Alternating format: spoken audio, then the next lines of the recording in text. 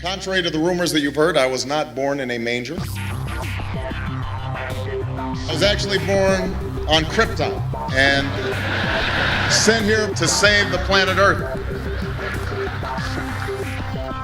We cannot continue to rely only on our military in order to achieve the national security objectives that we've set. Everybody somewhere between the ages of 18 and 25 will serve 3 months of basic training. We've got to have a civilian national security force that's just as powerful, just as strong. Yes, we can. Obama's healthcare plan will include coverage of all essential medical services. Yes, we can. Obama is a cruel hoax. He works for Wall Street. He's an agent of finance capital. Where did you come up with the number $700 billion? Here's the Treasury spokeswoman's quote. It's not based on any particular data point. We just really wanted to come up with a really big number. To Democrats and Republicans who've opposed this plan, I say, step up to the plate. A few members were even told that there would be martial law in America if we voted no. Secretary Henry Paulson is no George Washington. I don't think anyone questions, Mr. Kashkari, that you're working hard. Our question is who you're working for. Obama pledged that he would resume the Security and Prosperity Partnership talks between Mexico and Canada that President Bush initiated. The old boss is starting to look a lot like the new boss. Robert Gates is going to remain on the job as defense secretary for at least a year. Plenty of sources knew about this meeting, told us and others that it was at Hillary Clinton's house, but clearly it wasn't. We've got to give them a stake in creating the kind of world order that I think all of us would like to see. We see you causing a depression so you can blow out the economy and consolidate it and bankrupt it. We know that you are enemies of free humanity, and we are here standing against your tyranny.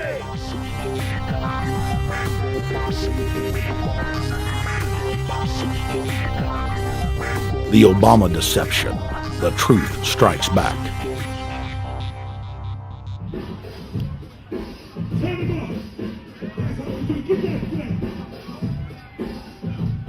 Barack is like the manager of Burger King. All presidents are, including Bush.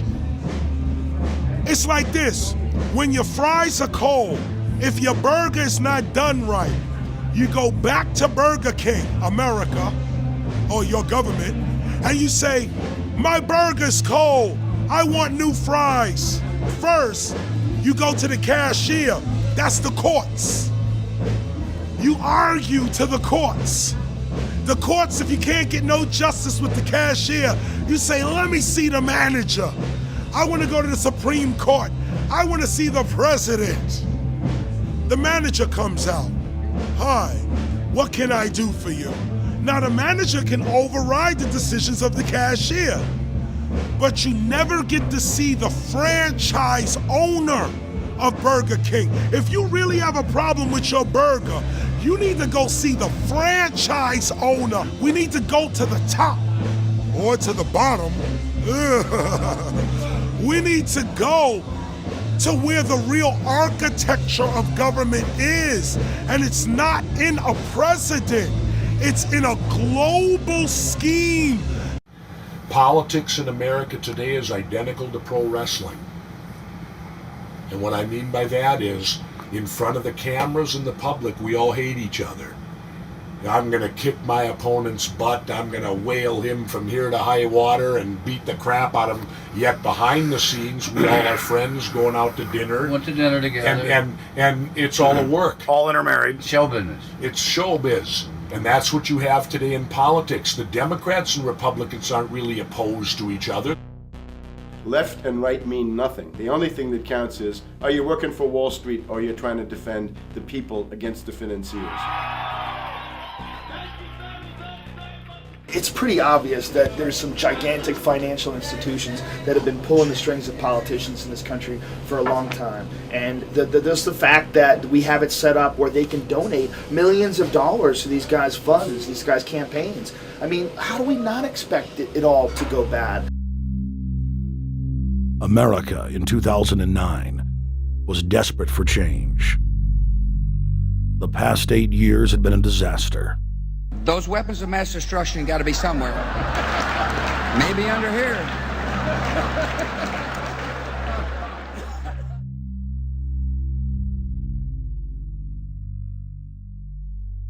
George W. Bush, who had claimed to be a conservative, had tripled the size of the federal government, shredded the Constitution, and destroyed the image of the United States worldwide. Nope, no weapons over there. Endless wars, over 1 million dead Iraqis, and more than 5,000 dead U.S. troops. The Patriot Act, warrantless domestic wiretapping and spying, the end of Posse Comitatus, the rise of the treasonous North American Union, a deepening recession sliding towards total economic collapse. These factors and other abuses had the American people in a state of panic for their future and the very existence of the United States. The elite were in trouble. The people were beginning to see through their facade, past their front man, and to the ruling elite behind the throne. For the first time in U.S. history, both parties were universally hated. Congress had a 9% approval rating. The globalist agenda had stalled. And then, onto the scene came a man who promised change we could all believe in. Barack H. Obama promised to end the war and bring our troops home fast. He pledged to uphold the Constitution and to stop the federal government from spying on the American people. Candidate Obama told American workers that he was going to get them out of NAFTA and GATT, and he's already breaking those promises. In this film, we will prove that Obama says one thing and does another, and that he works for the very same elite interests that Bush served, the very interest engineering the financial collapse and formation of a dictatorial world government. This film is not about left or right. It is nonpartisan. Our past documentary films are among some of the most damning indictments of George W. Bush and his administration that have ever been made.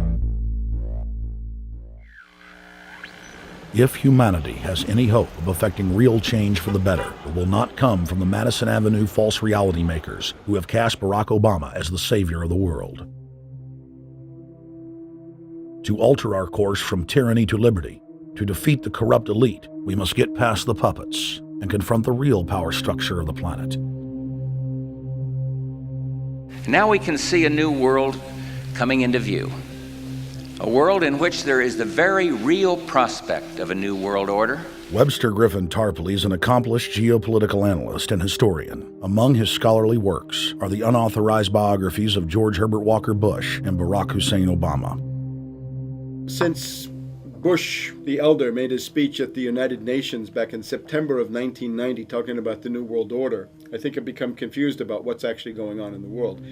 The New World Order is a more palatable name for the Anglo-American world empire. It's the planetary domination of London, New York, Washington over the rest of the world. It's hard to get people to join that or think they have a part in it if you call it the Anglo-American world empire. If you call it the New World Order, then people in India or someplace like that or the European Union might think, well, there's something in that for us too. But that's not what it is. It's the Anglo-American New World Order. It's really the old world order. It's the British Empire morphing into the American Empire. The U.S.-British world empire is what you're going to get. Combines of powerful men have always battled with each other over the levers of power. Gerald Celente is recognized as one of the world's foremost trends forecasters and is the founder of the Trends Research Institute. People that are knowledgeable know that the fight that this country has been waging since its inception is for the central bankers not to take over the country.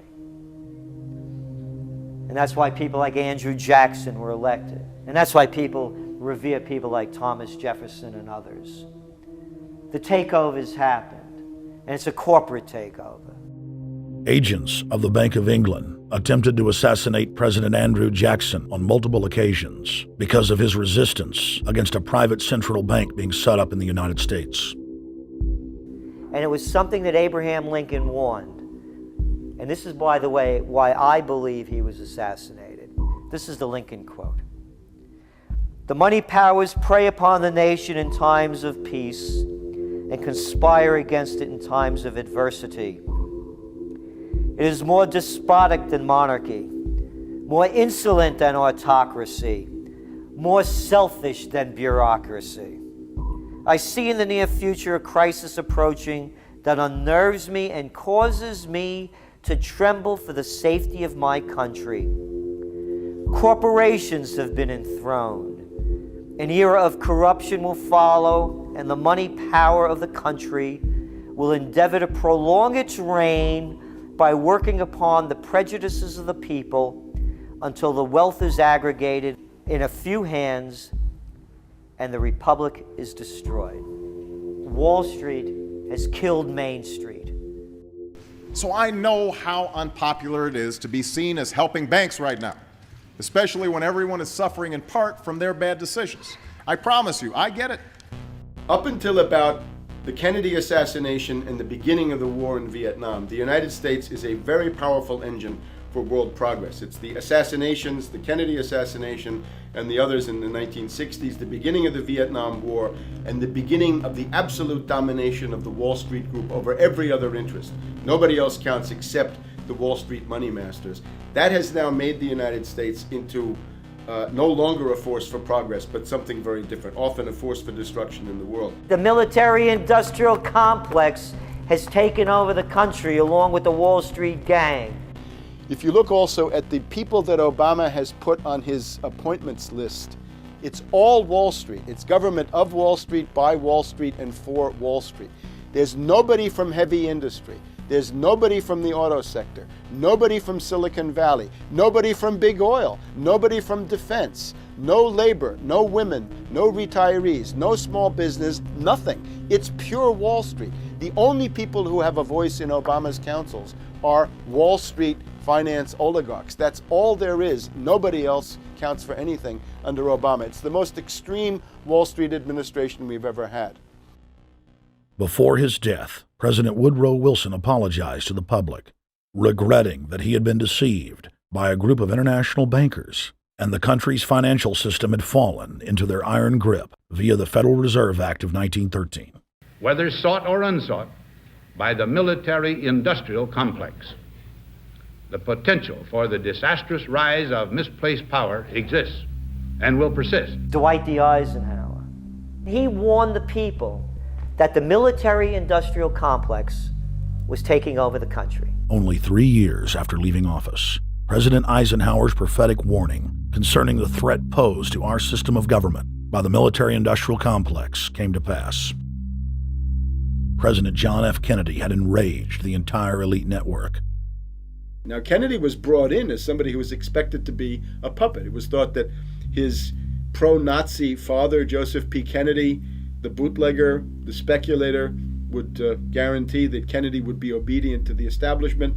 They thought that Kennedy was a sex maniac who could be manipulated through all of this, but it turned out that through his personal suffering, Kennedy had discovered a personal sense of himself which went beyond just being a puppet, and he began to think about things like economic recovery, world peace, having a space program, making deals with the Soviets, cutting the Federal Reserve down to size, and a whole series of other things. Executive Order number 11110, signed by President Kennedy, began the process of abolishing the private Federal Reserve. Kennedy was also pushing for real civil rights reform and had begun the process of pulling the troops out of Vietnam. The last time you had an actual president was Kennedy. The oligarchs took swift and decisive action. When John Kennedy attempted to take the government back from the robber barons, he was brutally murdered. The message to future U.S. presidents and leaders across the world was clear: do as you're told or die. John Fitzgerald Kennedy was the last true president of the United States.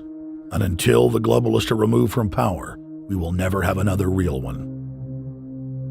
The other thing about the American presidency you've got to remember is that this is a puppet post. It's automatically going to be a puppet post. The idea that Obama is somebody who's going to come in and exercise real authority when he's obviously been chosen and given everything that he's got by these financiers. Presidents are now little more than corporate pitchmen who take all the political heat, while the controllers remain in the shadows, safe from public scrutiny.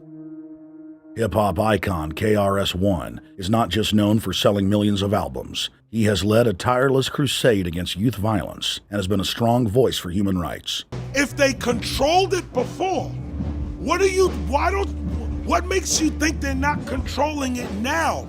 The country was on a verge of revolution. They threw a black man up. Now we like this. They give him the money, they give him the bundling, they give him vote fraud, they give him the media whores, they give him goons, they even have elected officials making threats to put people in jail if they criticize Obama in public. All of this is the mark of a puppet. And that means that he is a puppet, actually more of a puppet than anybody else, more of a puppet than Mrs. Clinton would have been, even more of a puppet than McCain. He's the maximum puppet that we've had certainly since Jimmy Carter. They put a black face on the New World Order, and now we all happy. KRS ain't buying it. In the real executive power structure, the president serves the military-industrial complex, itself owned by the international bankers. If there's a revolution, the population just throws out the prime minister or president. The elite stays in power because the public is never aware of who the real enemy is. In Evian, France in 1991, standing before the Bilderberg Group, the apex of the world government power structure, David Rockefeller defined the New World Order as a system of world government serving the international banking elite. For decades, the banker-owned media would attack anyone who dared to warn the public that a dictatorial world government was being constructed right under their nose, and that national sovereignty was being deliberately destroyed. And now, after years of denial, the media and the elite themselves are proudly announcing that not only is world government real, but is the answer to the financial crisis that they carefully engineered.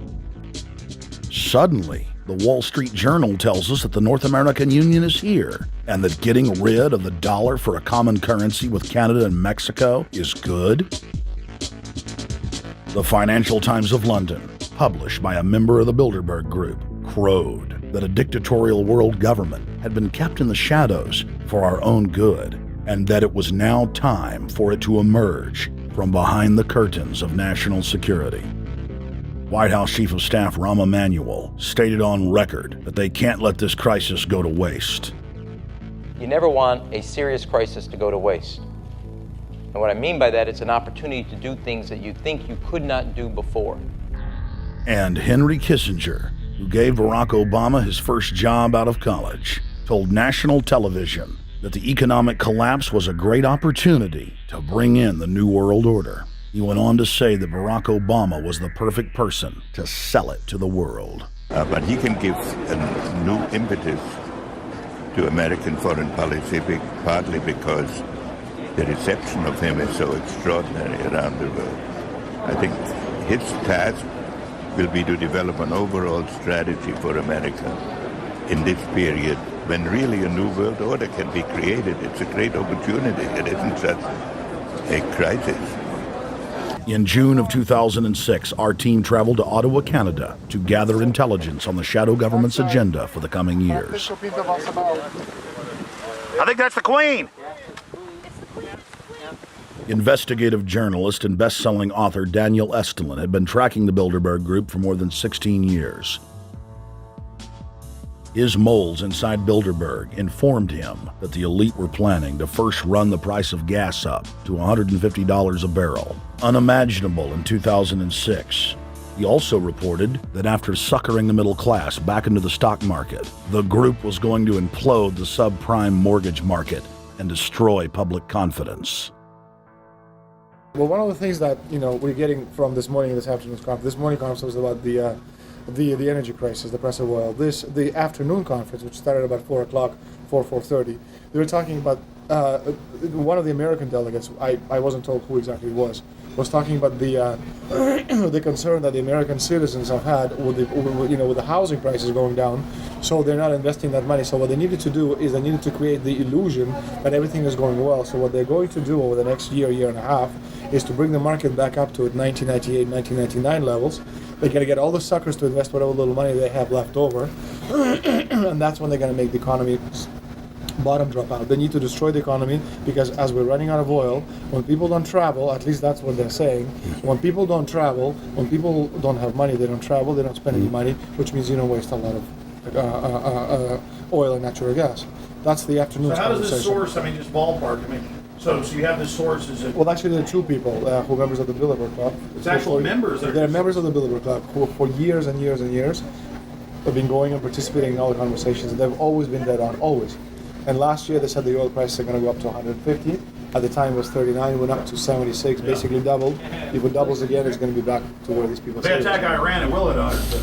Year after year, Estelin and other reporters like Jim Tucker are able to report on future events with stunning accuracy, all because they know the agenda of the Bilderberg Group. The Bilderberg Group sits at the top of the world power structure. 125 of the richest and most influential individuals on the globe make up its membership.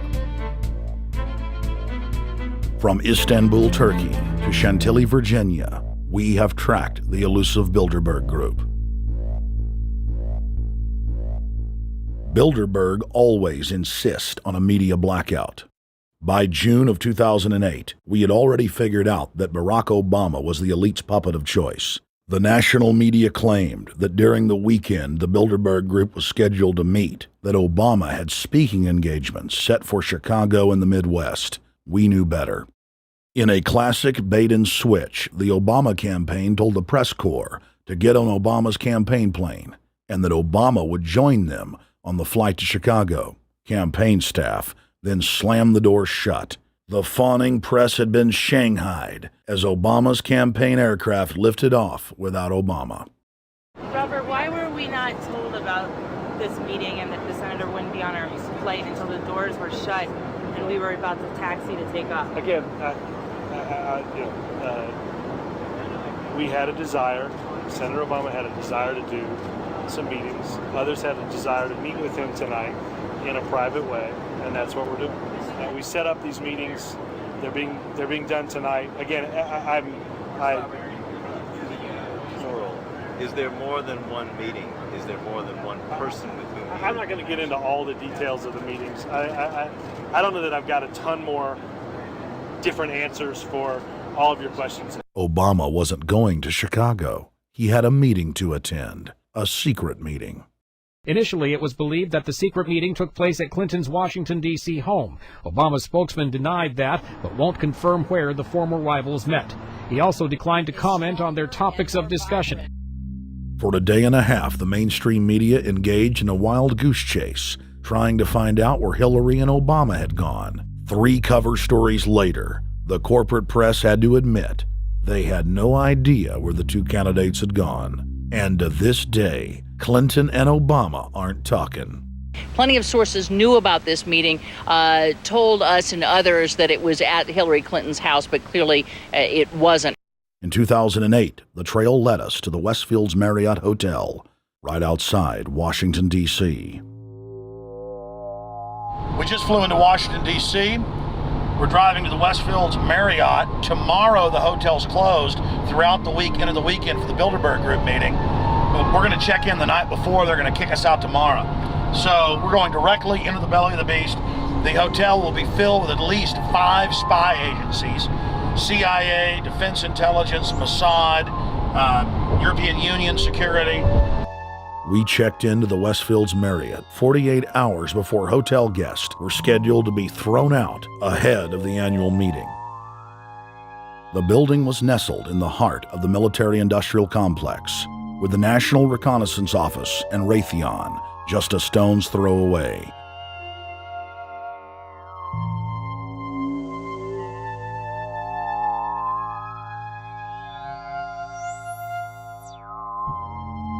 The plan tonight is to try to not get arrested, dodge the security, get in there, get some footage of the elite arriving in the morning, because some arrive before they officially lock it down, and then getting out of the building. That's our plan. I'm also going to be getting a call by a international syndicated radio show, Coast to Coast AM with George Norrie, and all week he's getting briefings from me every night about things as they develop.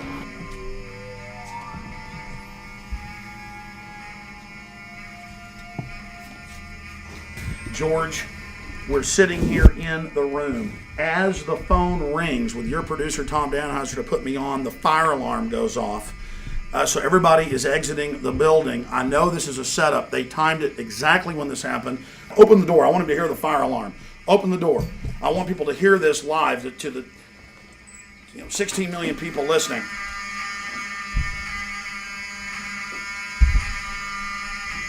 George, do you hear that? Now, they're going to use this as an excuse. The Westfields Marriott, right outside D.C. in Chantilly, they want to use this to flush us out of here. They're very upset. Everybody that covers Bilderberg, I was detained 2 years ago, interrogated, screamed at. They said Bilderberg was upset about me, wanted to stop us. This is guaranteed. Everywhere we go, we're followed. We have another hotel across town as a base of operations. They were there questioning us, getting in our faces. We're being followed everywhere. I need everybody's support right now. I pray to God they don't try to set me up. They may have tried to concoct this as some way to say, look, they didn't leave during a fire drill, assessing me, knowing I would stay and do the interview. But again, the moment the phone rang with Tom Danheiser, the moment the phone rang, the guys answered it, I'm standing there, the alarm goes off. It's going off right now. The guests are exiting the hotel out there. Of course, there's no fire. This is just absolutely insane. I noticed, too, that there was over 100 security people here today, but tonight we got back and it was a total ghost town, and this is what's insane. We have a security guy walk up to us 30 minutes ago, about 25 minutes ago, before this happened, and said, "What are you guys doing?" We said, "We're just walking around checking out the artwork in the hotel," which we actually were admiring it, but we were also going around getting some footage. And they said, "Well, no cameras allowed." We said, "Fine." And then he said, "Yeah, we had somebody do a fire alarm a few weeks ago, and me and Rob, my camera guy, were going, why is he telling us about a fire alarm?" I forgot that part, George. These bastards have done this. I don't know how. They're planning to try to set us up or something, but this is incredible. We are here in the middle of this right now, George.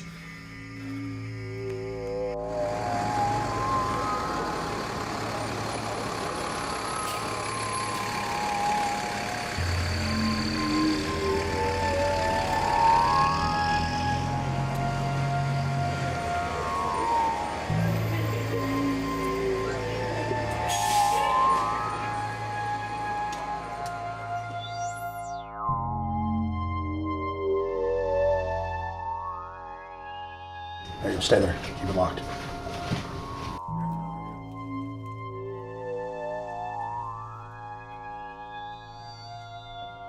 Let's go. Let's get out of here now, Richard. Don't screw around anymore.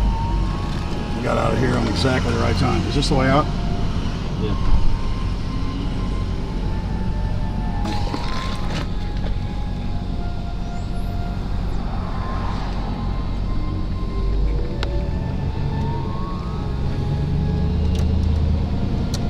Car right behind us.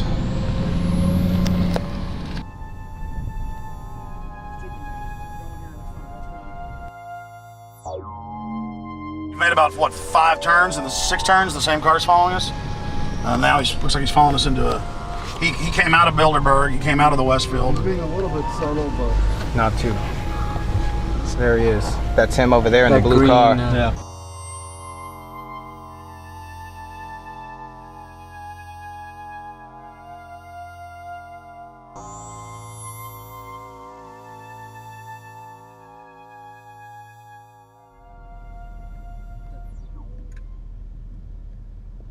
We're headed back to the Marriott here in Chantilly, Virginia, the scene of Bilderberg 2008.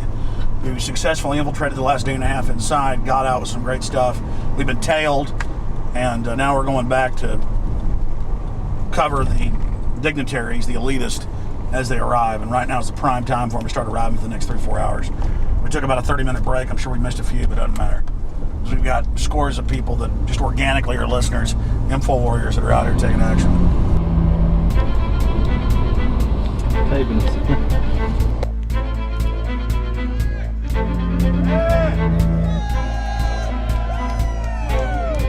Yeah!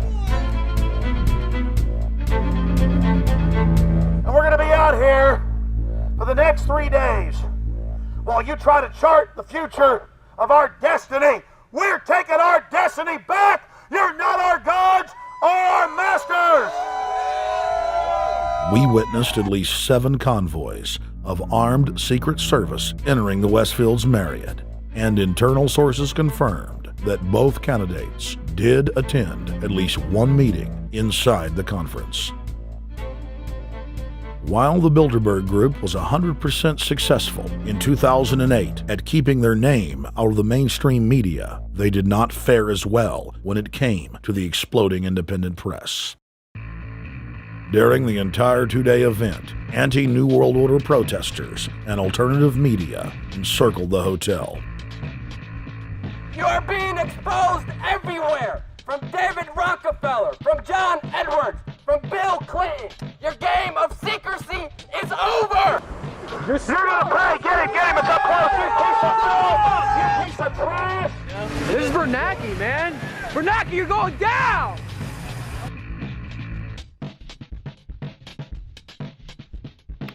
Obama, we know you're here, Obama. You cleared your schedule for the next 3 days. We know you're in Virginia. Arch criminals! New World Order scum! We are not your slave scum! Brave Americans came from all over the United States and bullhorned the main conference hall at close range as the global power brokers schemed inside. You are criminals! You control the central bank, you control the currency, and you're turning our beautiful country and world into a nightmare! The global elite are desperate to keep their organizational meetings a secret. They are keenly aware that if the population discovers that policy is being developed covertly by powerful special interest, the people will revolt. It is our duty to expose these criminals. It's a criminal act under federal law for federal officials to have private meetings to discuss world policy with non-federal workers.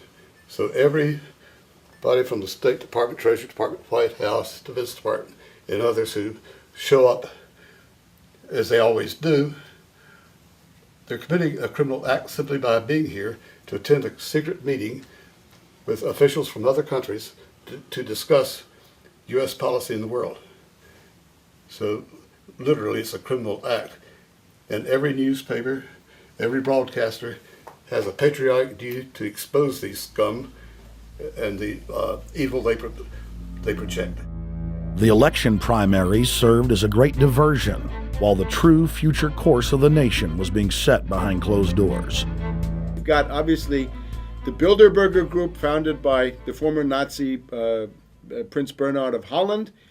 You've got the Trilateral Commission, founded by David Rockefeller's Zbigniew Brzezinski. They're the ones who ran the Carter administration. Everybody in the Carter administration, from Carter and Mondale and Volcker and Brzezinski, were all members of the Trilateral Commission. Founding member of rap sensation Public Enemy, Professor Griff, gave us his view of the Obama phenomenon. Barack Obama's been given a pass by the Blue Bloods. He's been given the okay by certain secret societies for them to let him in. I truly believe imperialism and fascism needs a facelift. And that facelift is going to have to be black. And the reason why I believe that, simply because I think they're trying to go into Africa. Well, they're already in Africa. But they want to totally control all the natural minerals that they're going to need to carry themselves into the 21st, 22nd, and 23rd centuries. You follow me? So I think they have to go through a phase of galvanizing the masses of dark-skinned people that truly believe that change needs to come, but the change that they're talking about is not necessarily change for the better as far as the masses of the people. It's probably a better change for them. It's not going to change for us, the little man on the totem pole. And no one looks at the agenda. As long as he positions himself right, have the right tie on, have the right smile, repeats the slogans over and over and drives it home, the average American is just going to swallow it hook, line, and sinker. And we don't even know what the agenda is. Writing in his 1964 book, With No Apologies, Senator Barry Goldwater said, The Trilateral Commission is intended to be the vehicle for multinational consolidation of the commercial and banking interest by seizing control of the political government of the United States. The Trilateral Commission represents a skillful, coordinated effort to seize control and consolidate the four centers of power: political, monetary, intellectual, and ecclesiastical. What the Trilateral Commission intends is to create a worldwide economic power superior to the political governments of the nation-states involved. As managers and creators of the system, they will rule the future. Bilderberg issues executive decisions and prime directives to its subdirectorates for implementation. The Trilateral Commission takes the Bilderberg Group agenda and executes it through regional roundtable groups throughout Europe, Asia, and the Americas. The Council on Foreign Relations serves as the managing roundtable group in the United States sector. The Council on Foreign Relations has dominated every administration since the days of FDR. The way in which they make policy and rule is that they are a polycentric oligarchical system. You have to be a finance oligarch. Remember, this is not a society ruled by generals, not by priests, not by bureaucrats, not by demagogues, none of those, but by bankers. Bankers rule, and the bankers set up these institutions. They set up things modeled on the Royal Institute for International Affairs, Chatham House, and the Milner Round Table of the period right after the Boer War, so even before World War I. You had the British setting up these round tables, institutes with publications and conferences, and this is how they make policy. Upon Obama's inauguration, members of the Bilderberg Group, Trilateral Commission, and CFR flooded into every position of power in the executive branch, replacing Trilateral Commission and CFR members who previously filled the positions during the Bush administration. When you look at the U.S. ruling class, you'd have to say that they're a really pathetic bunch of failures and bunglers. They are a miserable excuse for a ruling class. And that's one of the big problems we have, is you go from Clinton to Bush to Obama. What stays the same is the ruling elite that gives these puppets the orders that they act on. And these orders are wrong-headed, let's say the least. They're basically bankrupt. They're going to lead to the collapse of this civilization. What they're doing is using the existence of the United States as a formerly powerful nation state to act out their Wall Street fantasies of world domination and maintaining their capital structures and maintaining their system of looting. And this can't be done. So the basic question is, they've hijacked our country and you got to take it back from them. You've got to drive Wall Street out of the government, and at that point you'd have a reasonable chance of getting back to prosperity and some kind of peace and order in international affairs. We had a chance to speak with economist and author George Humphrey. They have created a power elite. And we're not talking about the millionaire down the street. You can't even be a member of their club unless you're a multi-billionaire. And friends, this is not about rich versus poor. This is about a very, very small handful of the worst criminal element on this planet, manipulating and destroying the good people of this nation and of this world. About this Obama with change. Look at the people he's put in to mastermind the economic recovery. Larry Summers. I love it. Every time they talk about Larry Summers, he's always brilliant. He's another brilliant one. He's the one that helped dismantle the Glass-Steagall Act, the banking act that was put in place in the 1930s, so the banks couldn't become the banksters that they become. In the 1990s, you had the beginning of the derivatives bubble, thanks to people like Alan Greenspan, Rubin, Summers, a lot of the people who are now back in the Obama administration. And the derivatives, I think, are the centerpiece of this entire problem today. These are the same people, Geithner from the Treasury Department. Could you imagine that? Now we have the U.S. Treasury Secretary, who also is a Robert Rubin protege of the Larry Summers Group, that dismantled Glass-Steagall and broke apart the regulations that would have prohibited the banks and brokerages from becoming these criminals. He was the former president of the New York Federal Reserve, And now he's our Treasury Secretary? And as we all know, the Federal Reserve is as federal as Federal Express. It's a private bank. And now we've put this guy in charge of it? I mean, Wall Street has hijacked Washington in broad daylight. Every single one of his appointments support the status quo. Every one of his appointments are there to screw the American people. Every single one of his appointments are people who are working to bring down the Republic and the Constitution of this country.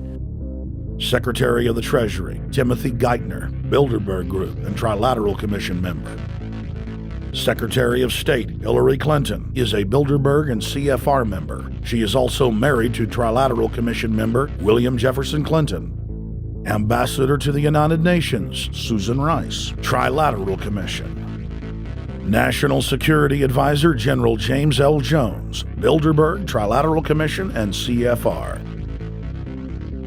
Deputy National Security Advisor Thomas Donilon, Trilateral Commission, CFR.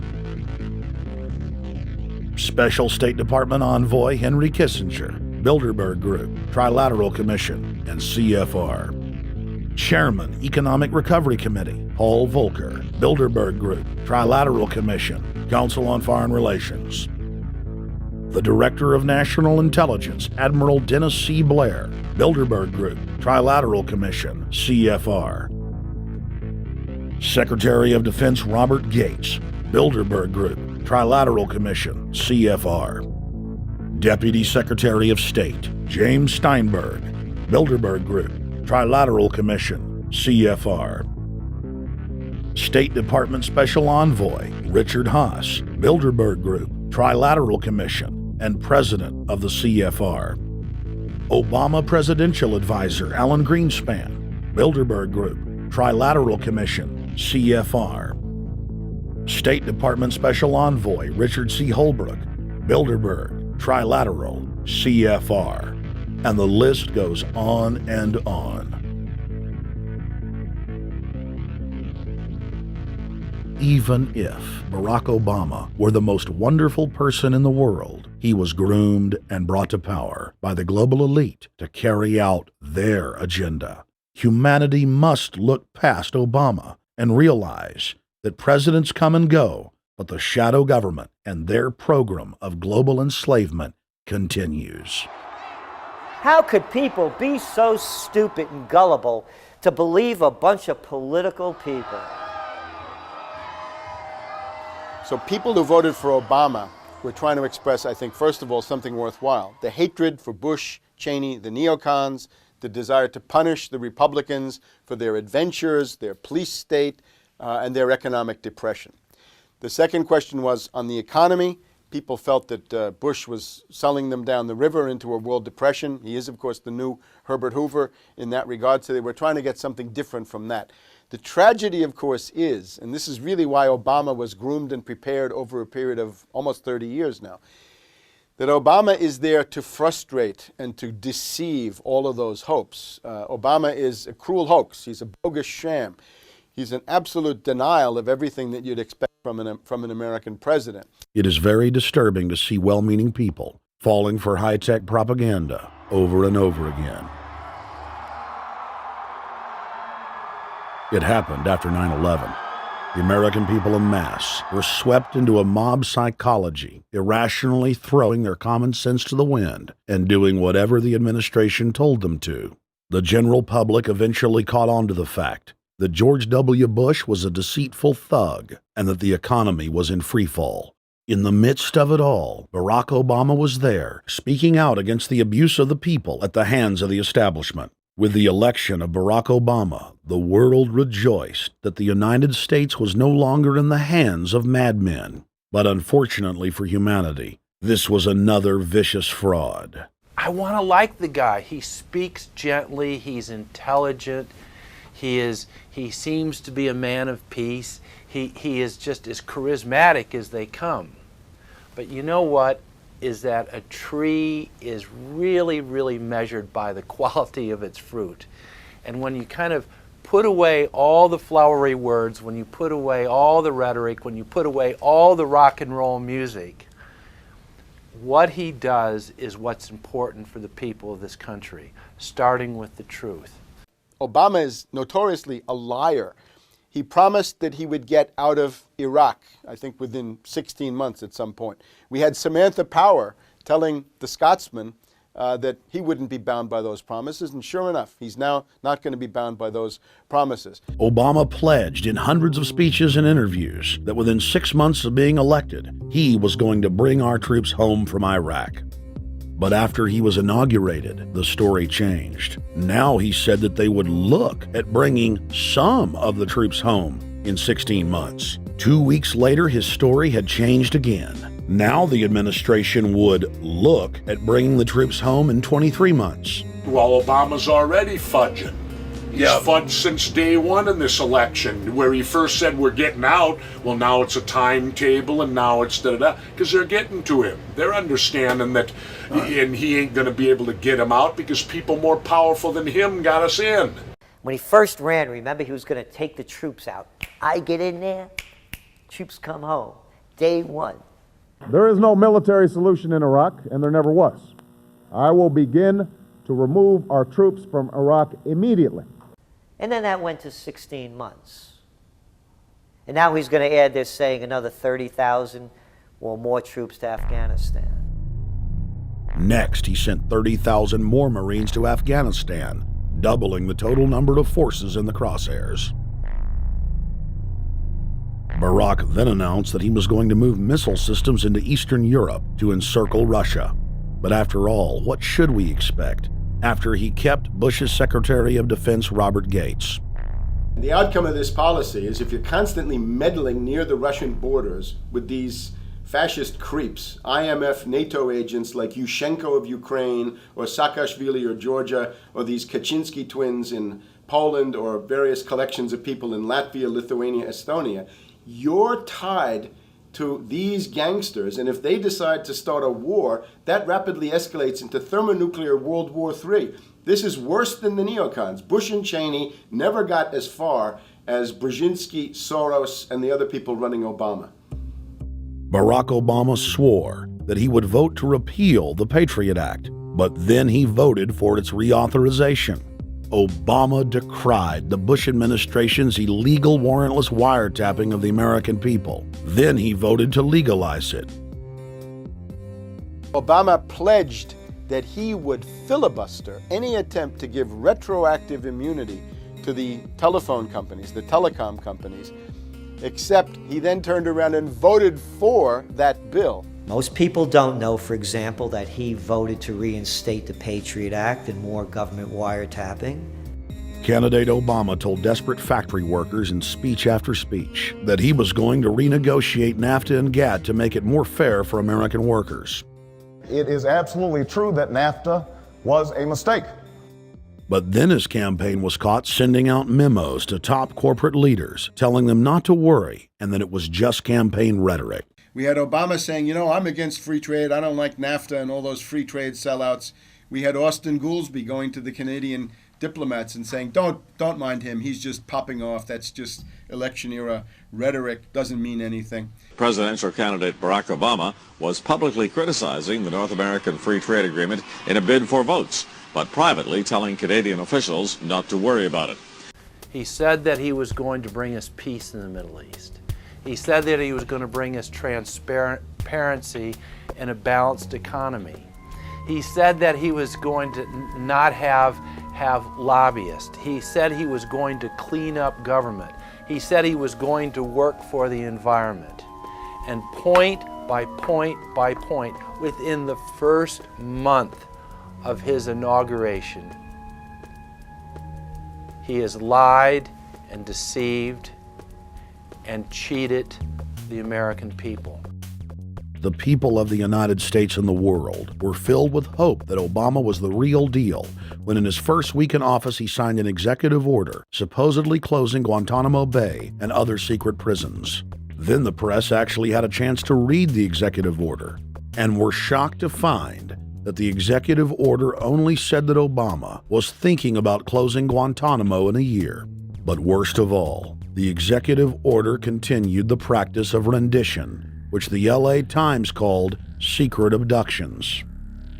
They don't know. They think that he's signed off immediately on closing Guantanamo, but he's allowing prisoners now to be taken to foreign countries and not knowing where they're sending them and to be tortured in foreign countries. They don't know that they kept that provision in there. Obama is now continuing the practice of secret arrest, secret prisons, and most importantly, indefinite detention without trial.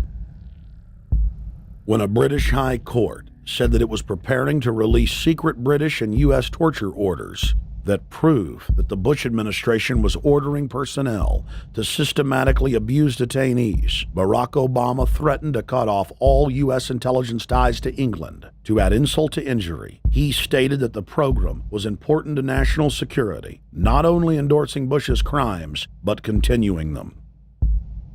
Obama voted for a reinstatement of the Patriot Act. And by his early deeds already, again, as we saw with the issues of retention, he's willing to send people that have been charged with nothing to be tortured to so-called get the truth out of them. If the makers of this film attempted to cover all of Obama's lies, this documentary would never be released because there are new ones every day. So in the interest of time, we're going to cover one more big one. Barack and his handlers made the cornerstone of his campaign, keeping lobbyists and donors out of his administration. Within hours of being elected, Obama did a 180 and filled the White House and federal government with lobbyists and donors at all levels. Obama picked William Lynn, the top lobbyist for Raytheon, to fill the number 2 position at the Department of Defense. Timothy Geithner, former president of the private Federal Reserve Bank of New York, was picked by Obama to be Secretary of the Treasury.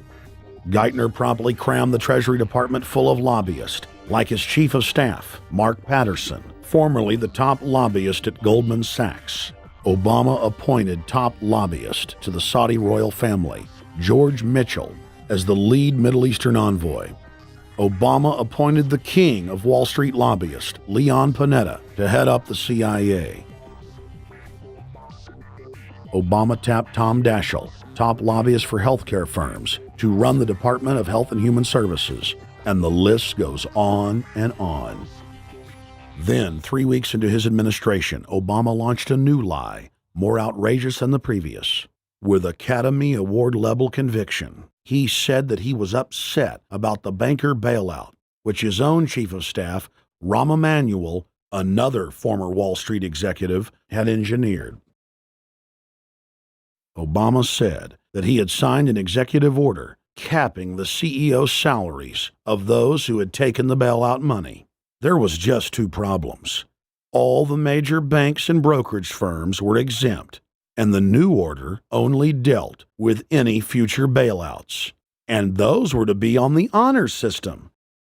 What gets people upset, and rightfully so, are executives being rewarded for failure.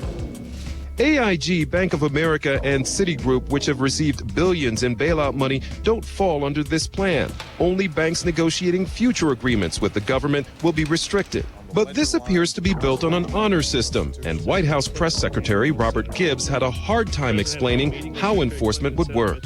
Well, let me get, I will get clarification from Treasury on that. Generally speaking, this is already the biggest liar and the biggest disappointment that we've seen in recent history. And again, qualitatively beyond the rather low standards set by Bush the Elder and Clinton in terms of delivering on promises.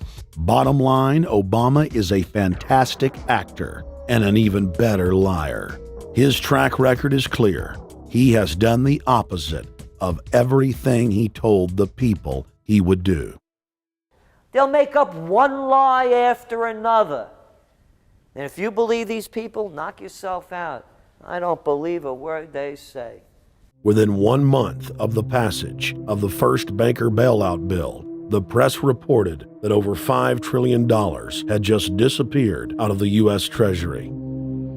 By December, the amount of money that had been stolen had reached $8.5 trillion. The leadership of both political parties circled the wagons and would not discuss where the money had gone. In the Fed! In Informed Americans protested the private Federal Reserve System at all 38 of their regional governorship offices. Arrest Bernanke and Paulson! Arrest all the criminals that stole the banker bailout money! It was refreshing to see people standing up against the real power structure, not being distracted by the elite's frontmen like George W. Bush and Barack Obama. We traveled to Dallas, Texas to cover We the People taking on the real enemy. Hey, I want to talk to the workers up there on the parapet. The ones smoking cigarettes that just jumped back. You're with the American people, we know that. But understand, ask the workers inside. You're not in a federal government building. You're in a private Federal Reserve that uses that name as a fraud. That'd be like if my first name was Federal Reserve Jones. I'm still not the federal government. I'm not a federal agency. But if I said my name was Federal Reserve, I could go out and pay off politicians and get them to allow me to get into power so I could issue the currency and credit, and then I could buy up the world. That's what these criminals have done. A lot of people think that the Federal Reserve is already part of the government. They're not. It's controlled by cliques of unelected, unaccountable bankers meeting in secret. Most of these people have never even been through the formality of a Senate hearing or a Senate confirmation. They claim that they're part of the U.S. government. They masquerade as if they were part of the U.S. government. But in reality, this is a purely private operation. Jackals, hyenas, raptors, all of them loyal, not to the American people, but to the Wall Street banks, which is where most of them come from. Everyone is pointing to Barack right now, President Obama, as saying, you got to get the economy together. You got to get the economy together. When in fact, the president has very little to do with the economy. It's the Federal Reserve Chairman that at least sets the policy. That's a privately owned company, the Federal Reserve Bank. They set the agenda. These guys are masquerading as a federal institution. They are a private banking consortium, and this is their front, their holding company. The Federal Reserve is not federal. It's a front for a private banking cartel. That's on record in congressional testimony, and they're the ones orchestrating the economic collapse we're seeing right now, so that's why we're here. While at the In the Fed rally outside the Federal Reserve Bank in Dallas, Texas, we spoke with Ron Paul's brother, Wayne Paul. 1913, the Federal Reserve Act was passed, floor of the House, where 3 members of Congress were on the floor. At that time, they only needed a majority of votes to pass it. So in 1913, the Federal Reserve Act was passed. 20 years later, 1933, under Roosevelt, the United States was declared bankrupt. And in 1933, the Federal Reserve Private Bank says, okay, USA, what are you going to pledge as collateral on the debt you owe me? What happened by 1936? Does anybody know? We instituted Social Security system, and you and I and our children and our children's children were pledged as collateral on the debt of our government to the Federal Reserve. And that's where we're at today. It took 20 years to make this country bankrupt, and since then, our government has operated under emergency powers of our government. It is not the president that makes the decision in this country. It's the Secretary of Treasury who turns around and is put in there by the Federal Reserve to manage the bankruptcy. We've been in bankruptcy ever since. So to print $700 billion and to give it away, how do they get away with it? The manager of the bankruptcy is told by the Federal Reserve this is the way to go. That's where we're at today. Yes, we should point out, Congressman Ron Paul now has a huge amount of sponsors for a bill in the House of Representatives to abolish the private Federal Reserve crime syndicate. In 1913, the money power of the country was taken away from the people. By constitutional privilege, it belongs with the Congress, but it was given up in the Federal Reserve Act. The Federal Reserve is no more federal than Federal Express, but yet it has the power to determine the direction of use of money in our economy. If we could take that power back and put the Federal Reserve under Treasury, we start to be in a position of being able to control monetary policy on behalf of the United States people. The Federal Reserve is totally private, and Alan Greenspan 2 weeks ago on PBS on Lair NewsHour said on record that they are above the law, the Congress, the President, everyone. No court can do anything. We run America. What is the proper relationship, what should be the proper relationship between a chairman of the Fed and a president of the United States? Well, first of all, the Federal Reserve is an independent agency, and that means basically that there is no other agency of government which can overrule actions that we take. So long as that is in place and there is no evidence that the administration or the Congress or anybody else is requesting that we do things other than what we think is the appropriate thing, then what the relationships are don't frankly matter. Notice what Greenspan is saying. Greenspan is saying the Federal Reserve is beyond the law. And in reality, they are in practice beyond the law. Nobody, as far as I know, has ever audited the Federal Reserve. One of the first things we ought to do when we nationalize the Fed is go in there and find out the audit. Who stole money? Who engaged in corruption? There's a whole series of people going back to Volcker, to Greenspan, to Bernanke, and so forth. Think of the arrogance of private group of banks that have bankrupted the nation by design so they can repo the country. A private group of banks that loaned us our own money back are telling us they're above the law. You are not above the law, criminals. No one is above the law. No one is above the law, and the private Federal Reserve sure as hell isn't either.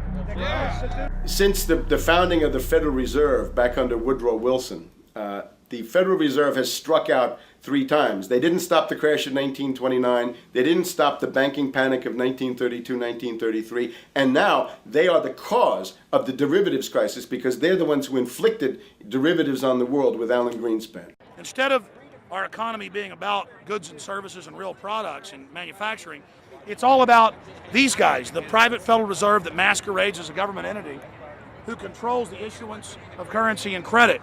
They're the ones that have cut off the liquidity in the market. They told us have a debt-based economy. Then they cut it off once they get us under their thumb and implode the economy so they can consolidate it. And that's what they're doing right now. I mean, it's in their own documents, it's in their own statements. They claim, give us unlimited power, give us trillions of dollars with the Baker bailout bill that's already $5 trillion, not $850 billion as they say. And we'll get the economy going, but they're hoarding the money and buying up other banks that aren't part of the Federal Reserve, buying up insurance companies, buying up roads, infrastructures, media empires, defense contractors. What the banks do is they implode an economy by cutting off credit, and then once things really fall to a low, and they know the low because then they buy everything up and start then putting more money back into the economy, and then they build it back up. So they build us up and then shear us, build us up and shear us. And they're getting ready. All over the world, they're always shearing some country, imploding it. Comes out in their own IMF and World Bank documents. That's just the foreign arm of the same cartel. And these are the people who claim to be the saviors of the economy, the people who have created every important crisis in the past 100 years, the Federal Reserve. So it's illegal, it's unconstitutional, and it's a failure. And I think the failure is what everybody can see right now. Yeah, what they do is they make you think Clinton's evil in running things. Then, oh, Bush will save us. And then, oh, Bush was evil. Now we'll be saved by Barack Obama, but he's just a puppet.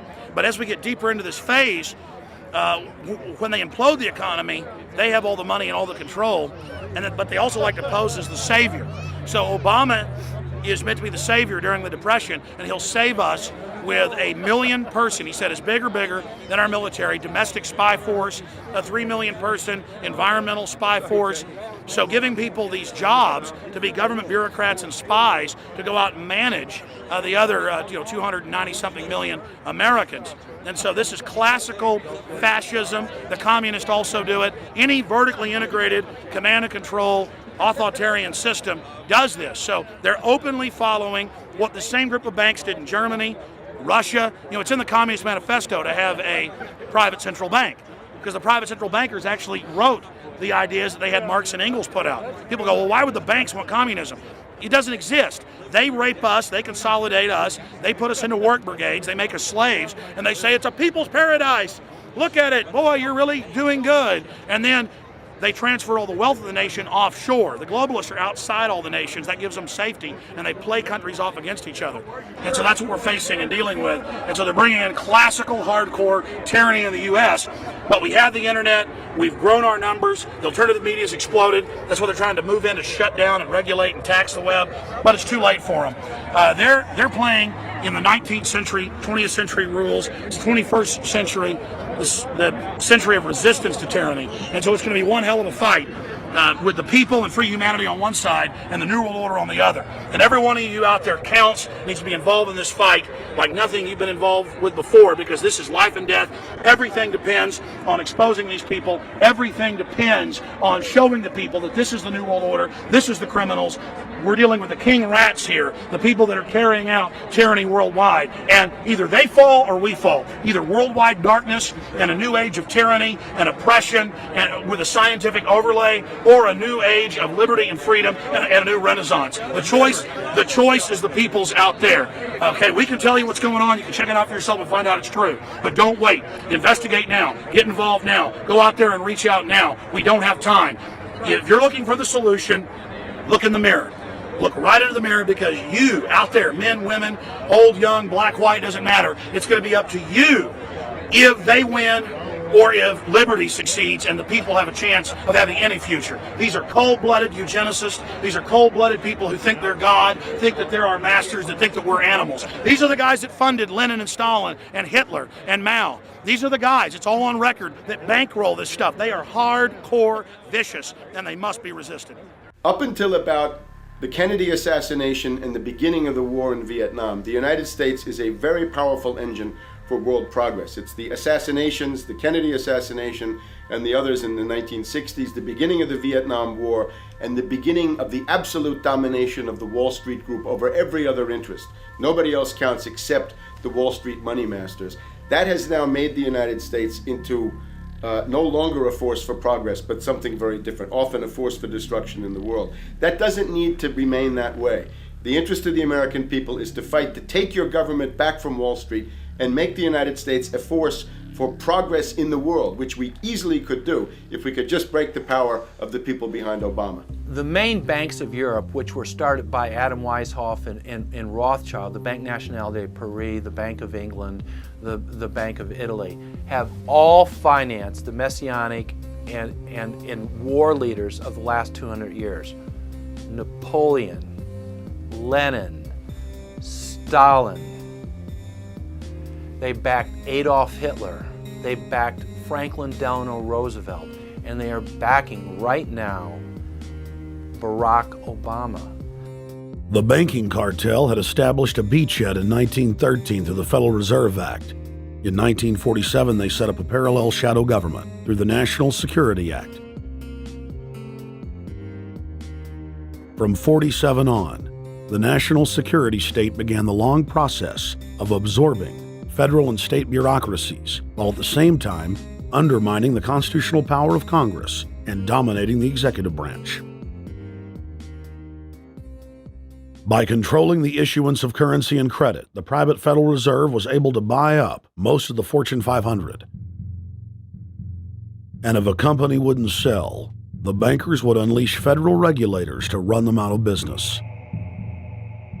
Private central banks in Europe, the United States, and England took taxpayer money and loaned it at over 30% interest to third world nations.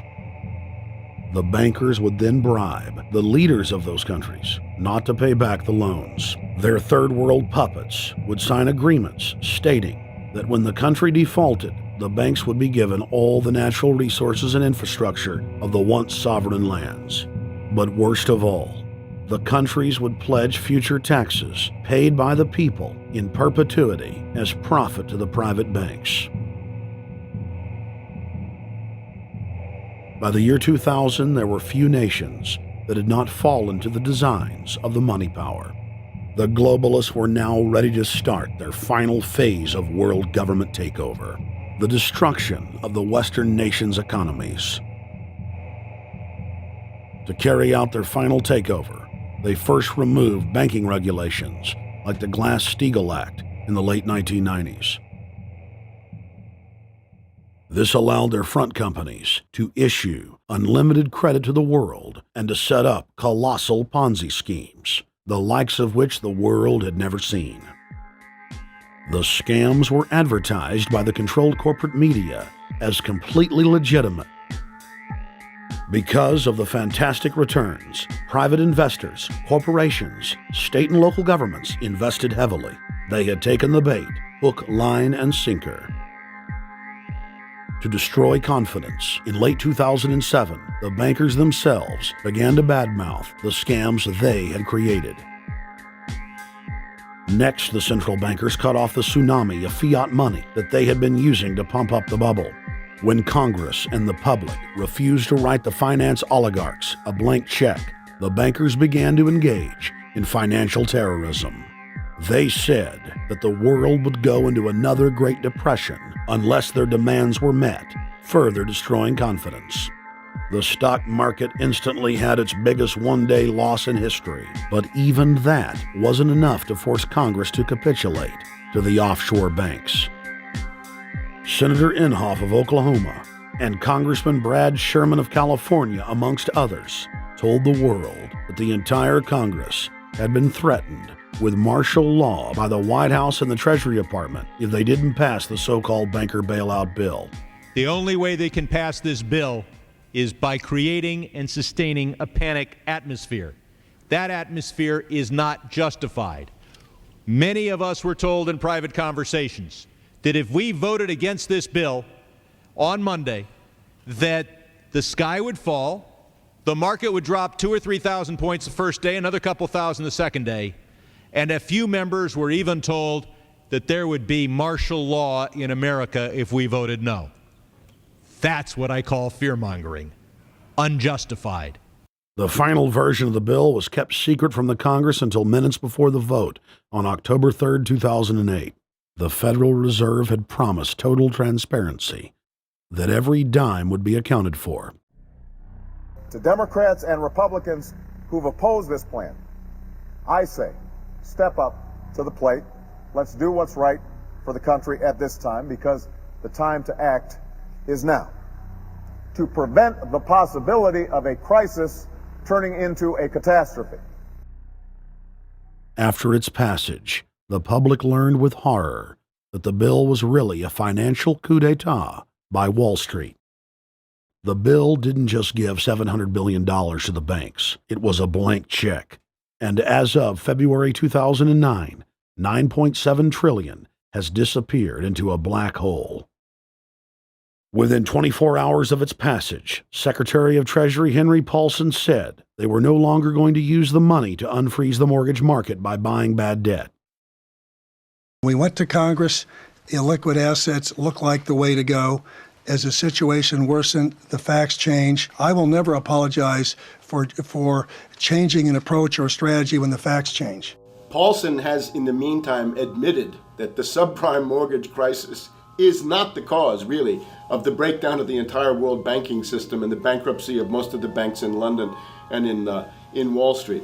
He said, we're going to buy up toxic assets, but we're not going to worry about subprime mortgages. What he's talking about is derivatives. Derivatives are the center of the crisis. He went on to say that where the money was going was a secret.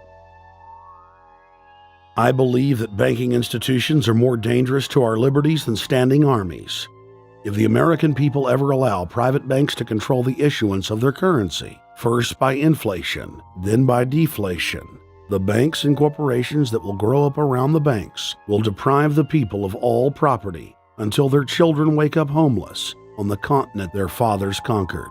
The issuing power should be taken from the banks and restored to the people, to whom it properly belongs. Thomas Jefferson, 3rd President of the United States. Secretary Paulson came in with the Vice President and Fed Chairman Bernanke and made all these assurances that there was absolutely a critical, immediate need to get rid of the corrosive derivative products, all the different names for this and ubiquitous, sub S retraded credit default swap, blah, blah, blah, blah. Okay? But they talked about them as though they knew what the hell they were. You got the money and you immediately said, what items, what auction? Now, the Treasury just basically cut that out of the bill. And what we have here is a situation where banks are hoarding the money that they're getting from the TARP. They're using the money to purchase other banks. And all of a sudden, the Treasury sent a signal to the banks, forget about it. We're going to give you the money that you want, and you do what you want with it. Unless you direct it specifically, it's not going to happen. I don't think anyone questions, Mr. Kashkari, that you're working hard. Our question is who you're working for.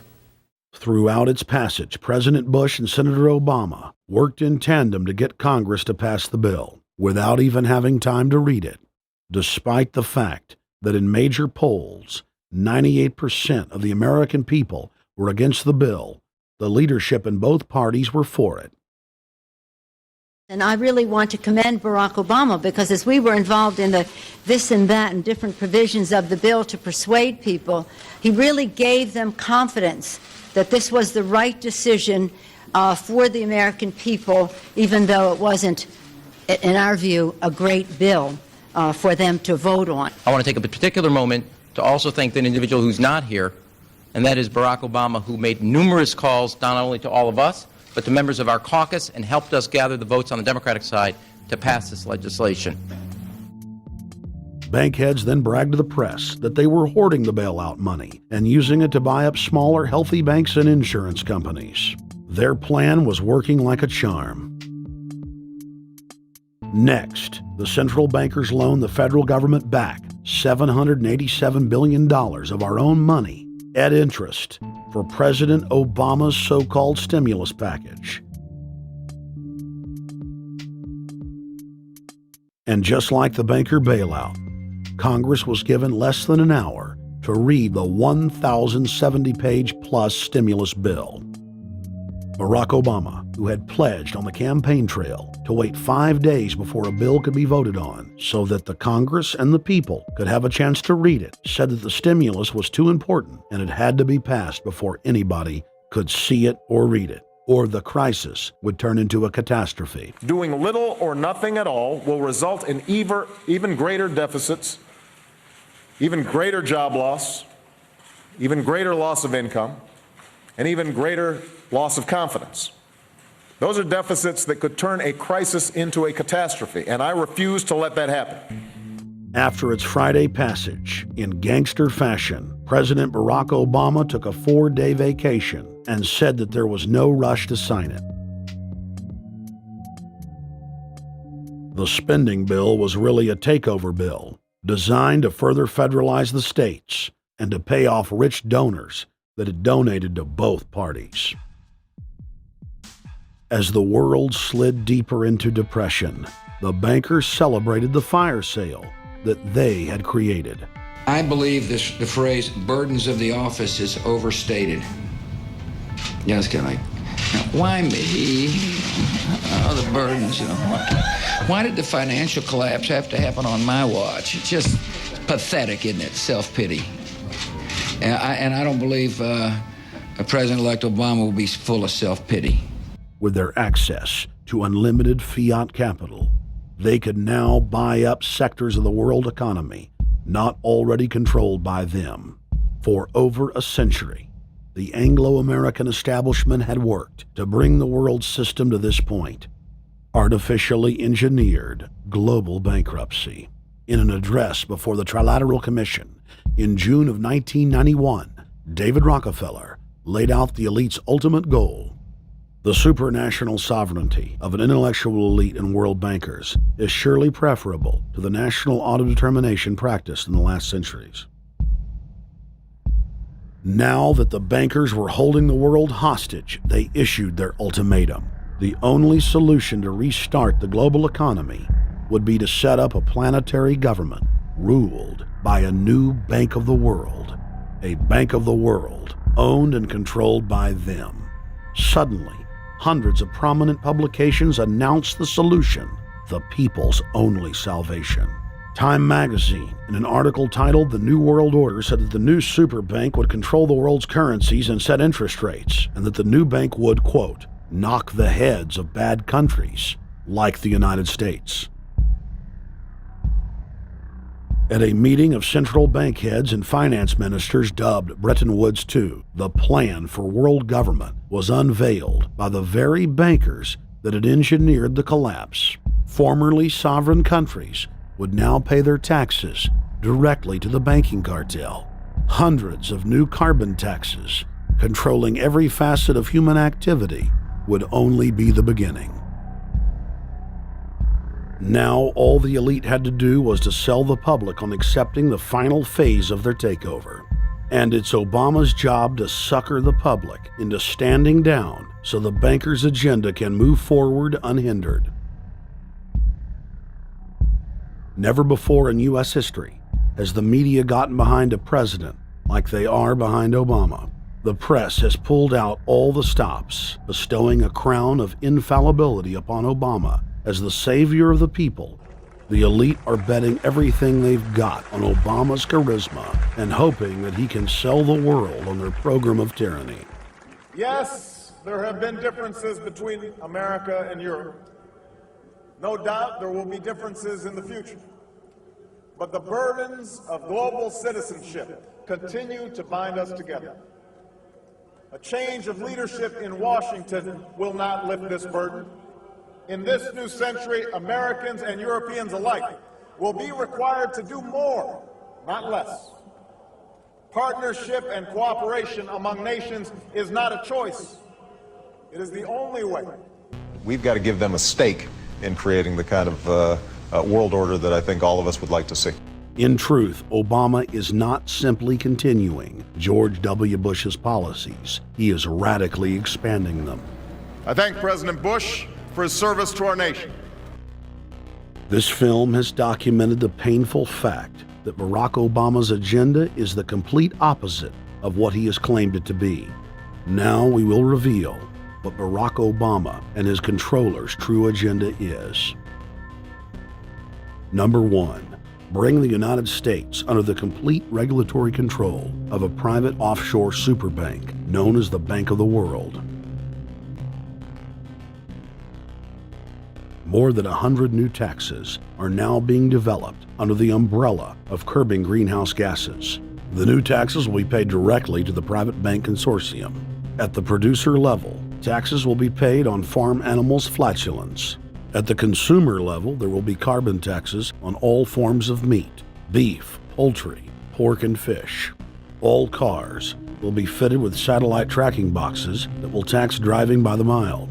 And an added tax will be placed on all fossil fuels, including motor oil and natural gas. All plastic products will have a carbon tax added. Outdoor space heaters and fireplaces are to be taxed. All electricity produced by coal-powered plants will be taxed. Under the cap-and-trade system, citizens will be forced to pay taxes on thousands of products to private cap-and-trade services owned by Al Gore and other elitists. There will be taxes on light bulbs, water, trash pickup, air travel, train travel, bus, ship, medicine, steel production, mining, clothing, laundry, asphalt are just a few of the new taxes to be levied. But to truly transform our economy, to protect our security and save our planet from the ravages of climate change, we need to ultimately make clean, renewable energy the profitable kind of energy. So I ask this Congress to send me legislation that places a market-based cap on carbon pollution and drives the production of more renewable energy in America. That's what we need. The notion of anthropogenic global warming is a fraud. In other words, the idea that the planet is getting warmer and that human activity is somehow responsible is a pseudo-scientific fraud. It's a big lie. It's a monstrosity. Remember the Nazis, they had race science, race hygiene. They said Aryan blood is different from any other kind of blood. This was, of course, idiocy, a fantastic piece of nonsense. Today, we got something similar. Global warming caused by human activity, and the answer to that is carbon tax plus cap and trade, according to the wishes of Al Gore, Prince Charles, and basically the entire world banking community, the world oligarchy. What they're trying to do with that is to perpetuate the current system where bankers rule the world, financiers rule the world, and the rest of us get the crumbs from the table. But remember, if you try to put on cap and trade and a global warming carbon tax with the idea that you're going to save the polar bears, what you're going to do is destroy human society. You're going to cause genocide on a massive scale. The deaths will be measured in the hundreds of millions and indeed in the billions. Just the idea of global warming means that there'll be no development for Africa, no development for the poorer parts of Southeast Asia, and no world economic recovery of any kind ever in our entire lifetime. So it's important to expose and fight the pseudoscientific fraud of global warming. One more point about this. You don't need a climatologist to know that this stuff is a fraud. I'm a historian. I can tell you, in the last 1,000 years, we had a period of very warm temperatures called the medieval warm period, where all kinds of grapes and semi-tropical stuff was growing very far into the northern hemisphere. That was about 1100, 1200. It happened to correspond with an all-time maximum of sunspots. Right now, we can say that we're going into another maximum period where there'll be some warming, but we're well within the limits of the medieval warm period. About 1600 to 1650, there was an ice age in northern Europe. The North Sea was filled with ice. The German and Dutch ports and the English ports were filled with ice. That corresponds to an all-time minimum of sunspot activity, the Spörer minimum and the Maunder minimum. So this has largely got to do with solar activity. We can see that other planets, not just the Earth, are warming slightly as a result of increased solar activity. But we're well within the minimum. So what the oligarchs claim to be an open and shut scientific case is a piece of pseudo-scientific nonsense, and it should be rejected. Number 2, the social engineers are fully aware that the Obama craze will wear off quickly, so they are racing to put in place the most oppressive police state control grid in human history. 20,000 battle-hardened regular Army troops are now being deployed to patrol the streets of the United States. FEMA is now building giant camps in every region of the country, and the Congress has introduced bills like the National Emergency Centers Act, H.R. 645, which merges local governments and the police under federal control. And as we all know that have watched these things, they're ready for the riots. With these detention centers that are being opened up around the country, with state police training for riot control in the event of economic calamity and food riots, they know what's going on and they're prepared for it. So people better also prepare for it themselves. Anyone that's not prepared for what's going to happen, they deserve what they get, because there's enough information out there pointing to the problems, and they should take all precautionary actions. Next, Obama ordered the Defense Department to issue DoD Directive 1404.10, establishing a 1 million person civilian army under his control. Simultaneously, Obama launched USAService.org. The new website deceptively masquerades as a federal agency, but in reality is a recruiting tool building a separate, completely private army outside of government that takes orders directly from Obama's controllers. Barack Obama has refused to rescind Presidential Decision Directive 51, signed by George W. Bush. The directive plainly states the president is a dictator and that Congress is ceremonial. We cannot continue to rely only on our military in order to achieve the national security objectives that we've set. We've got to have a civilian national security force that's just as powerful, just as strong, just as well funded. President Obama and his Chief of Staff, Rahm Emanuel, have repeatedly stated on the record that all Americans below the age of 64 will be forcibly conscripted into federal service. Citizenship is not an entitlement program. It comes with responsibilities. Everybody somewhere between the ages of 18 and 25 will serve 3 months of basic training and understanding in a kind of civil defense. Now, it doesn't always have to be service in uniform. One of the things that if you talk to our generals, they are desperate for is a civilian counterpart to our military forces. So is this compulsory then? Well, you have to, in the sense, it's required of everybody, 18 to 25, 3 months, and at some point at that point you do it. Obviously, I'm not going to say perfect legislation. We'll work that process through. Or you could do it during a college summer, or you could do it after Anytime. high school. If you have a demagogue with a fanatical mass movement of personality cultists who is imposing the program of a group of extreme bankers and finance oligarchs, that's fascism.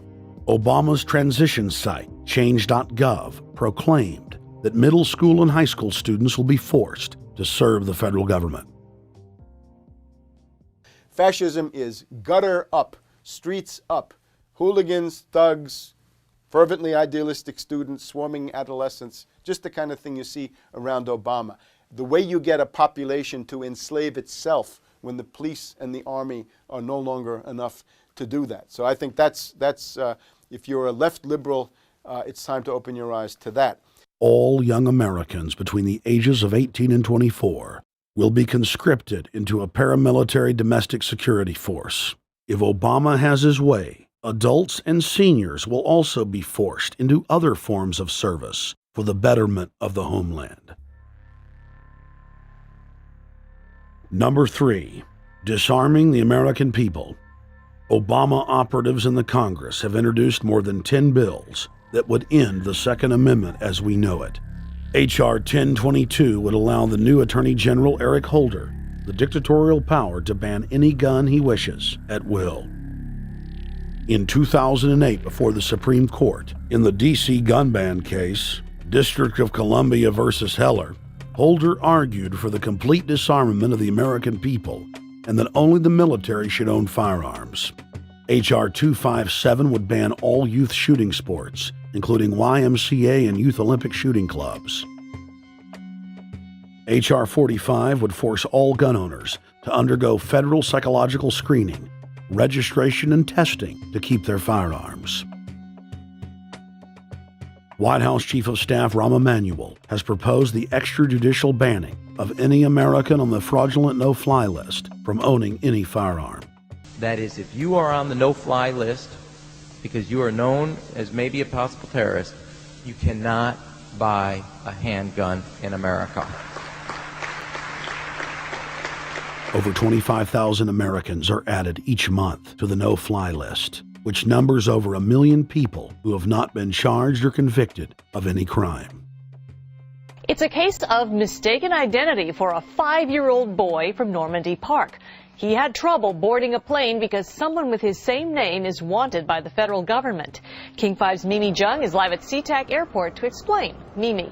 Lori, it's hard to believe that a 5-year-old could be considered a threat, but that's exactly what happened here at SeaTac last week when Matthew Gardner showed up for a flight to LAX.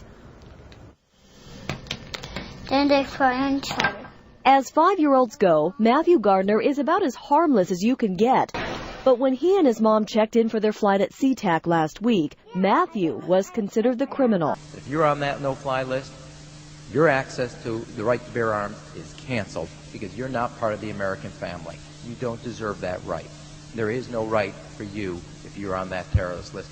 And even though this Matthew Gardner is only in kindergarten, TSA workers still conducted a full-blown search. They searched all of our belongings. They took everything apart piece by piece. Nadia Counter says it wasn't easy being treated as a possible threat to national security. I picked up my child to give him a hug and tell him, it's okay, we're doing fine. And they reported to me that I was not allowed to touch him. He was a security risk, and they had to re-search me to make sure that I had not obtained any materials from him. Number 4, massive restrictions on the First Amendment guarantee of free speech. The President, Congress, and the FCC have announced plans to not only curtail speech on talk radio and newspapers, but to also regulate speech on the internet to the Orwellian-named fairness doctrine. The Obama machine is also pressuring Congress to pass draconian hate speech laws that will eviscerate the First Amendment.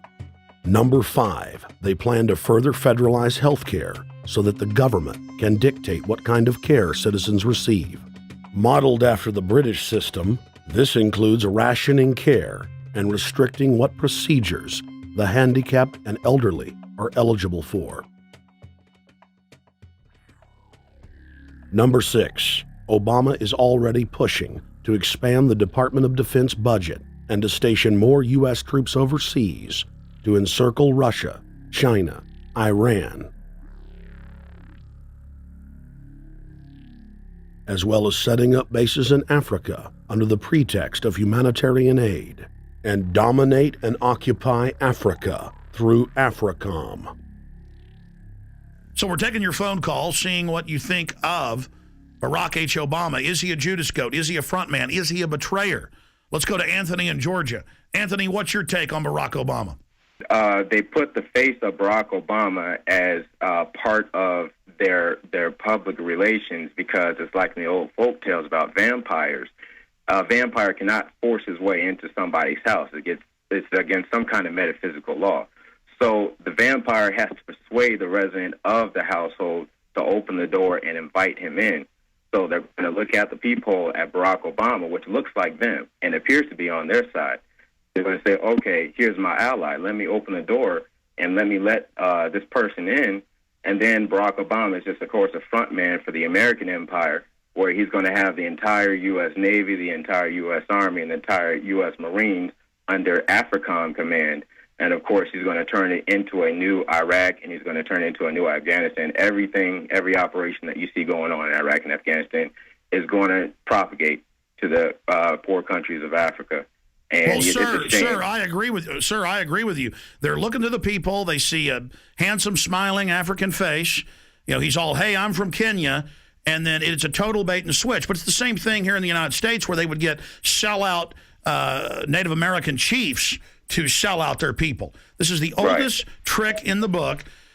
And he can also pacify the most downtrodden minority groups in the United States. And he's saying, hey, get ready for sacrifice. Get ready to lose your standard of living. They're like, yay, I love Obama. They could never get away with this with a John McCain. Obama basically does a couple of things. One is, again, this idea, kick the Chinese out of Africa. Kick them out of Sudan where they get oil. Kick them out of Zimbabwe where they get raw materials. Start a civil war in Congo, another big source of raw materials. Al-Qaeda, an arm of the U.S. intelligence community, is now active in Algeria, Tunisia, Morocco. You've got a destabilization going on in Kenya around Odinga. That's Obama's cousin. This is a guy who has two children. They're Obama's niece and, nephew in a broad sense. And one of them is named Raul, and the other one is named Winnie, after Winnie Mandela, who did the necklacing and political assassinations in South Africa. So this Odinga is essentially a CIA destabilizing operation in Kenya, and he's got a Odinga Islamic Alliance to crush the Christians in Kenya, but this also reaches into Ethiopia, it reaches into Uganda, Congo, Tanzania, and a whole bunch of other countries in that region. So all of Africa is a battlefield in flames between the U.S. and the Chinese, with Obama leading the charge to kick the Chinese out for geopolitical reasons. Number 7, radically expand federal control over family farms and ranches through the Animal ID and Premises ID system. Number 8, accelerate the merger of the United States with Canada and Mexico under the Security and Prosperity Partnership. He is also accelerating the transfer of remaining federal authority to unelected quasi-governmental bodies like the World Trade Organization. Number 9, Obama must convincingly play the part of the president and convince the people of the United States that the buck actually stops with him. This is critical to the globalist master plan because in 4 to 8 years, Obama must take the blame, as Bush did, for the New World Order's horrific agenda. At that point, the elite will put a new puppet in the ceremonial seat of power and build him up as the savior, only to tear them down again. And so the process is repeated over and over. For their program to work, it is essential that the people not learn that the presidency is now nothing more than theater. Because if they did, the people would stop looking at the pawns and start looking for the king. Through this system of deceit, the elite's criminal agenda can continue forever because the people waste all of their political energy debating the media spectacle instead of investigating the globalist agenda. Number 10, it's Obama's job to sell the public on globalist policies that aren't in the people's best interest. But the overlords have many salesmen. His most important function is to protect the criminal oligarchs from prosecution while they loot the economy worldwide, start new wars, and engage in torture. They're called Generation O, and they were the key to Barack Obama's White House win. During the campaign, Barack Obama used the internet like no other candidate before him, harnessing the energy of millions of his supporters. But the question now is, what to do with this young, eager, energetic army? This gives Barack Obama and his administration contact information for so many people, so next time he needs to push his legislation, he can contact all these people. Kennedy-esque. I feel as though this was like when John F. Kennedy was elected. Shouting, smiles, and tears. It was the scope of Obama's victory that was most impressive. I saw a photograph of Obama playing basketball. And I said, you know what? I see him as a leader, and that's the world that's in his hands. Own a piece of history, commemorating the day the world changed forever. His confident smile and kind eyes are an inspiration to us all. In summation, Barack Obama is a Madison Avenue created fad. All of the crazed Obama worship, being pushed by the corporate media, is scientifically designed to capture the public in a net of peer pressure mass euphoria. If the New World Order can just distract the public for a few more years, the elite can finish constructing their police state control grid. Now, a lot of times, we don't want to know the issue. Right. We don't want to know the issue. We feel, what do you call this thing where you get this false sense of gratification, but because a black man is in office, everything's going to be all right. No, everything's not going to be all right. Yeah. Until you look into the agenda on what the Democratic Party has been about, is about, and will be about, regardless if Barack Obama is the president or not. And that's real. Barack Obama is the perfect Trojan horse. He makes the people feel like they finally have a place at the table, even as he betrays them. I won't have to worry about paying my mortgage. Oh, it's such a blessing to see you, Mr. President. Thank you for taking time out of your day. Never in my life would think that this would ever happen. Sadly, many Obama supporters can't see what's right in front of their faces because they've already invested their very identity in this artificially created cult movement. Throughout history, it has happened over and over again. People turn their intellect over to cult of personality mass movements, and it's happening again. The evidence presented in this film is documented fact, and those that ignore what history has taught us do so at the peril of us all. As frightening as the information in this film is, there are many things we can do to stop the globalist agenda dead in its tracks. First, we expose the cult of Obama for what it is, a sad hoax. Next, realize that we are all being propagandized 24/7. Investigate all information for yourself, be it political parties, the media, or this film. Be aware of the tricks that the elite use, like the staging of false flag terror attacks and other crises. Rediscover the Constitution and Bill of Rights. Promote a culture of true liberty. There is a reason the internationalists are attempting to destroy the sovereignty of all 50 states. They know it is one of the biggest threats to their domination. The federal government has been completely hijacked by foreign interest, and more than 25 states have recognized this fact and are moving to block the New World Order at the state level by declaring their 10th Amendment powers. But most important of all, there is a huge awakening taking place in the United States and across the world against the globalist agenda. Free people everywhere are joining together and saying no to corruption and tyranny and no to world government. This is the center of endurance, and endurance is what wins wars. Not how many people you kill, but how long can you endure? George Washington lost almost every battle he had, but he endured. He out-endured the British, and that's how the battle was won, endurance. And each and every one of you watching this, every single one of you, is just as important as the people who were our founding fathers, as that you are just as important as the Sons of Liberty who met in the 1770s to philosophize about freedom, to philosophize about a republic, to philosophize about a truly free country with a republic. There's 1 billion people on the planet. It only takes one to change it. Are you the one? There may be everybody in your classroom bugging out. Your whole school may be on fire with kids wilding, bringing guns in. But are you the one? Nature has a way of abundance. Nature puts out a lot of stuff looking for the one. So if you're going to go along with the trend of let's just kill each other, let's disrespect each other, then you're part of nature's plan as well, to be part of just the excess. But if you think more of yourself than just being the excess, you'll do more for yourself. Are you the one?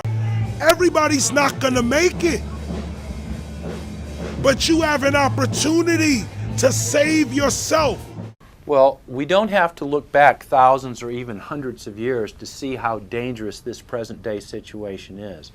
We can look back to Bolshevik Russia. We can see the takeover by the Bolsheviks talking about the people's revolution, talking about the positive change. And Lenin came in and then Stalin.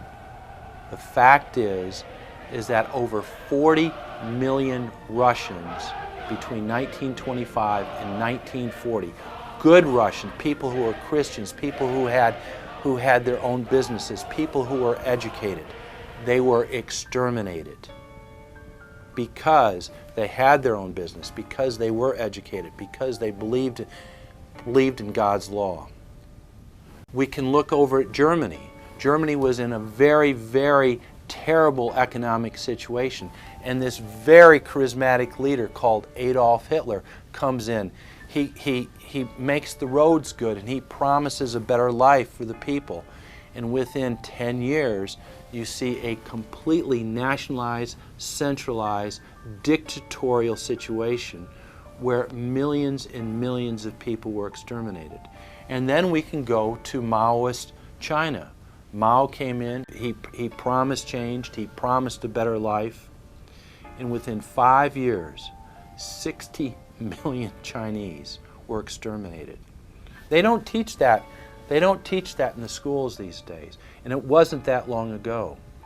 And I pray to God that this will not happen in the United States.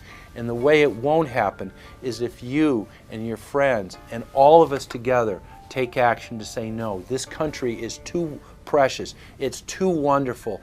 It's too good of a place to lay down as a victim. Greatness could arise once we break the shackles of the government that's holding us back. One thing America has more than any other country is an entrepreneurial spirit. One thing we have more than any other country is the ability to be innovators. You know, if I was born in Italy, I wouldn't be the trend forecaster I am today because I would have been locked into a culture of thinking one way. We have that freedom of expression and freedom of thought that could free us to create greatness again if Big Brother doesn't come down on us harder. Humankind is at a historic crossroads. The forces of globalism are marching towards absolute despotism. Look in the mirror. Count the cost. and decide, are you going to let history repeat itself? Or will you stand tall with freedom lovers everywhere and stop the completion of a world dictatorship?